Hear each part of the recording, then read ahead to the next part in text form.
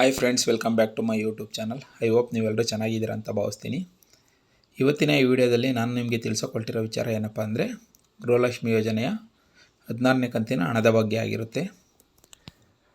ಇನ್ನು ಈಗಾಗಲೇ ರಾಜ್ಯ ಸರ್ಕಾರ ಗೃಹಲಕ್ಷ್ಮಿ ಯೋಜನೆಯ 15ನೇ ಕಂತಿನ ಹಣವನ್ನು ಪ್ರತಿಯೊಂದು ಜಿಲ್ಲೆಯ ಫಲಾನುಭವಿಗಳ ಖಾತೆಗೆ ಜಮಾ ಮಾಡಿರುತ್ತೆ. ಇನ್ನು 16ನೇ ಕಂತಿನ ಹಣ ಯಾವಾಗ ಜಮಾ ಮಾಡ್ತಾರೆ ಅನ್ನೋ ಒಂದು ಡೌಟು ಎಲ್ರಿಗೂ ಇರುತ್ತೆ. ಈ ವಿಡಿಯೋದಲ್ಲಿ 16ನೇ ಕಂತಿನ ಹಣವನ್ನು ಯಾವಾಗ ಜಮಾ ಮಾಡ್ತಾರೆ ಅನ್ನೋ ಕಂಪ್ಲೀಟ್ ಮಾಹಿತಿನ ತಿಳಿಸ್ಕೊಡ್ತೀನಿ. ಯಾರು ಸ್ಕಿಪ್ ಮಾಡಿದೆ ಈ ವಿಡಿಯೋನ ಕೊನೆವರೆಗೂ ನೋಡಿ. ಅದೇ ರೀತಿಯಾಗಿ ನಾನು ಇವಾಗ ನಿಮಗೆ ಕೊಡ್ತಿರೋವಂಥ ಮಾಹಿತಿ ಬಂದು ಸ್ವತಃ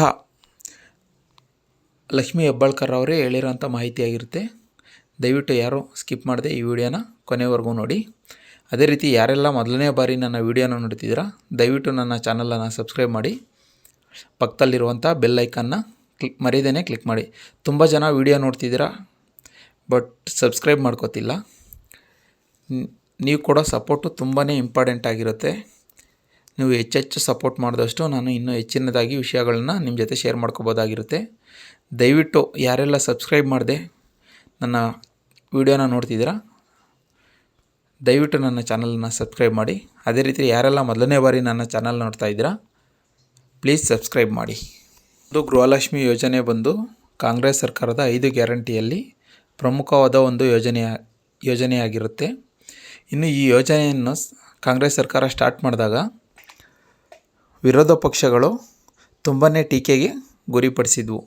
ಈ ಒಂದು ಯೋಜನೆಯ 1 ಅಥವಾ 2 ಕಂತು ಹಣ ಜಮಾ ಮಾಡ್ತಾರೆ, ಅದಾದ ಮೇಲೆ ಕಾಂಗ್ರೆಸ್ ಸರ್ಕಾರದ ಹತ್ರ ದುಡ್ಡಿರೋದಿಲ್ಲ ಅಂತ ಟೀಕೆ ಮಾಡಿದರು. ಈ ಎಲ್ಲ ಟೀಕೆಗಳನ್ನು ಮೀರಿ ಕಾಂಗ್ರೆಸ್ ಸರ್ಕಾರ ಈಗಾಗಲೇ 15 ಕಂತುಗಳನ್ನು ಕಂಪ್ಲೀಟಾಗಿ ಜಮಾ ಮಾಡಿರುತ್ತೆ. ಕೆಲವೊಂದು ತಿಂಗಳಲ್ಲಿ ಲೇಟಾಗಿರ್ಬೋದು ಕಾರಣಾಂತರಗಳಿಂದ, ಆದ್ರೂ ಇಲ್ಲಿವರೆಗೆ 15ನೇ ಕಂತಿನ ಹಣವನ್ನು ಜಮಾ ಮಾಡಿರುತ್ತೆ. ಇನ್ನು ಈಗಾಗಲೇ 15ನೇ ಕಂತಿನ ಜಮಾ ಕಂಪ್ಲೀಟ್ ಆಯಿತು.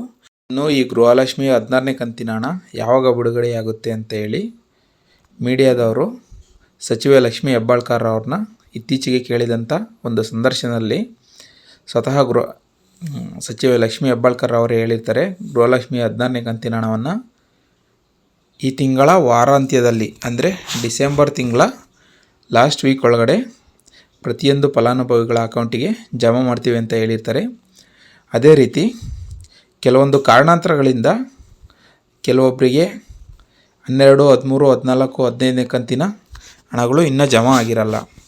ಇದನ್ನೆಲ್ಲ ಪರಿಗಣನೆಗೆ ತಗೊಂಡು ಈ ಪೆಂಡಿಂಗ್ ಉಳಿದಿರುವಂಥ ಎಲ್ಲ ಕಂತಿನ ಹಣಗಳನ್ನು ಒಟ್ಟಾರೆಯಾಗಿ ಈ ತಿಂಗಳ ಕೊನೆಯ ಒಳಗೆ ಅಂದರೆ ಡಿಸೆಂಬರ್ 31 ಒಳಗೆ ಎಲ್ಲರ ಖಾತೆಗೆ ಜಮಾ ಮಾಡ್ತೀವಿ ಅಂತ ಹೇಳಿರ್ತಾರೆ. ಗೃಹಲಕ್ಷ್ಮಿ ಯೋಜನೆಯ 16ನೇ ಕಂತಿನ ಹಣದ ಬಗ್ಗೆ ಮಾಹಿತಿಯಾಗಿರುತ್ತೆ. ಇನ್ನು ನನ್ನ ಕಳೆದ ವಿಡಿಯೋಗಳಿಗೆ ಕೆಲವೊಬ್ಬರು ತುಂಬಾ ಕಮೆಂಟ್ ಮಾಡಿ ಕೇಳ್ತಿದ್ರಿ, ನಮಗಿನ್ನೂ 10, 11, 12ನೇ ಕಂತು 13ನೇ ಕಂತಿನ ಹಣಗಳು ಇನ್ನೂ ಜಮಾ ಆಗಿಲ್ಲ ಅಂತ. ಯಾರ್ಯಾರಿಗೆಲ್ಲ 12, 13, 14ನೇ ಕಂತಿನ ಹಣ ಇನ್ನೂ ಜಮಾ ಆಗಿಲ್ಲ, ಡಿಸೆಂಬರ್ 30ರೊಳಗಾಗಿ ನಿಮ್ಮೆಲ್ಲರ ಖಾತೆಗೆ ನಿಮ್ಮ ಪೆಂಡಿಂಗ್ ಇರುವಂಥ ಹಣ ಬಂದು ಕ್ರೆಡಿಟ್ ಆಗುತ್ತೆ. ಒಂದು ವೇಳೆ ಡಿಸೆಂಬರ್ 31 ಕಳೆದ ನಂತರವೂ ನಿಮ್ಮ ಅಮೌಂಟ್ ಏನಾದರೂ ನಿಮ್ಮ ಖಾತೆಗೆ ಜಮಾ ಆಗಿಲ್ಲ ಅಂದರೆ ದಯವಿಟ್ಟು ನಿಮ್ಮ ರೇಷನ್ ಕಾರ್ಡನ್ನು ಸ್ಟೇಟಸ್ ಅಂತ ಚೆಕ್ ಮಾಡ್ಕೊಳ್ಳಿ. ಯಾಕಂದರೆ ಇತ್ತೀಚೆಗೆ ರಾಜ್ಯ ಸರ್ಕಾರ ರೇಷನ್ ಕಾರ್ಡ್ಗಳಲ್ಲಿ ತುಂಬಾ ಬದಲಾವಣೆ ತಂದಿದೆ. ನಿಮ್ಮ ಗೃಹಲಕ್ಷ್ಮಿ ಯೋಜನೆಯ ಹಣ ಬಾರದೇ ಇರೋದಕ್ಕೆ ನಿಮ್ಮ ರೇಷನ್ ಕಾರ್ಡ್ ಕೂಡ ಒಂದು ಕಾರಣ ಆಗಿರ್ಬೋದು. ದಯವಿಟ್ಟು ನಿಮ್ಮ ಕಾರ್ಡಿನ ಸ್ಟೇಟಸನ್ನು ಚೆಕ್ ಮಾಡ್ಕೊಳ್ಳಿ. ಇದಿಷ್ಟು ವಿಡಿಯೋದ ಬಗ್ಗೆ ಸಂಪೂರ್ಣ ಮಾಹಿತಿಯಾಗಿರುತ್ತೆ.